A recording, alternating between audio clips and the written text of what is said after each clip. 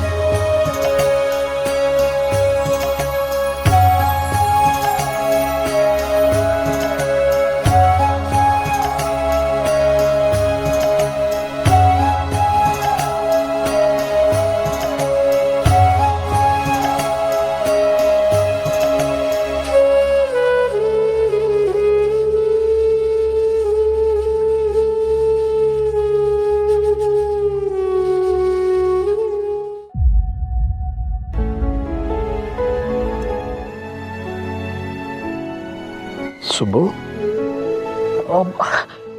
ಯಜಮಾನ್ರೆ ಸ್ವಲ್ಪ ಫೋನ್ನ ಶ್ರಾವಣಿ ಕೊಡಪ್ಪ. ಕೊಟ್ಟೆ ಯಜಮಾನ್ರೆ.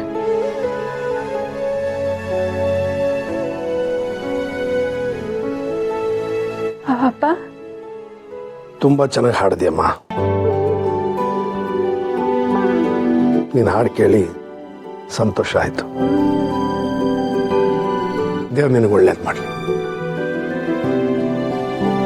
ಯಾಕೋ ಮನಸ್ಸು ತುಂಬ ಭಾರ ಅನಿಸಿತ್ತು ನಿನ್ನ ಹಾಡು ಕೇಳಿದ್ಮೇಲೆ. ಈಗ ಸ್ವಲ್ಪ ಹಗುರ ಅನ್ನಿಸ್ತಾ ಇದೆ. ನೀವು ಬೇಗ ಊಟ ಮಾಡಿ ಮಲ್ಕೊಳ್ಳಿ. ಪಾಪ ವಂದನಾ ಸುರೇಂದ್ರ ನನಗೆ ಊಟಕ್ಕೆ ಕಾಯ್ತಾ ಇದ್ದಾರೆ. ನಾನು ಊಟ ಮಾಡ್ತೇನೆ. ಸರಿಯಪ್ಪ, ಊಟ ಮಾಡಿ ಆರಾಮಾಗಿ ಮಲ್ಕೊಳ್ಳಿ. Good night.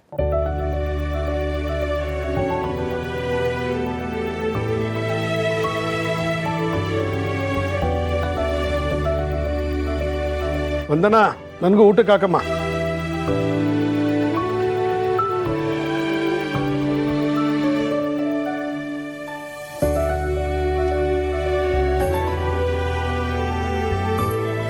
ಬಾಕ ಕೂತ್ಕೋ. ವಂದನಾ, ಸುರೇಂದ್ರ.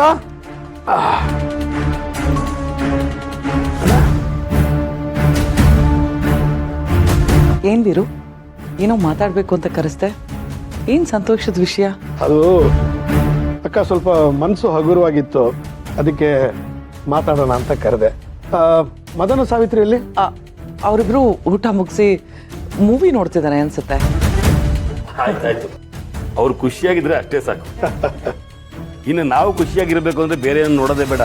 ಅಣ್ಣನ ನಗು ಮುಖ ನೋಡಿದ್ರೆ ನಾವು ಖುಷಿಯಾಗ್ಬಿಡ್ತೀವಿ. ನಾವು ಮಾತ್ರ ಅಲ್ಲ, ಇಡೀ ಮನೆನೇ ಕಳೆಯಿಂದ ತುಂಬಿರುತ್ತೆ. ಭಾವನ್ ಮನಸ್ಸು ಹಗುರ ಆಗಿದೆ ಅಂತ ಹೇಳ್ತಿದಾರಲ್ಲ, ಅದಕ್ಕಿಂತ ಸಂತೋಷ ಇನ್ನೇನಿದೆ? ಏನ್ ವೀರು, ಒಂಥರ ಕೂಲ್ ಆಗಿ ರಿಲ್ಯಾಕ್ಸ್ಡ್ ಆಗಿದೆಯಾ? ಅದು ಯಾವುದೋ ವಿಷಯನ ತಲೆಗೆ ಹಾಕೊಂಡು ಮನಸ್ಸು ಕೆಡಿಸ್ಕೊಂಡಿದ್ದೆ.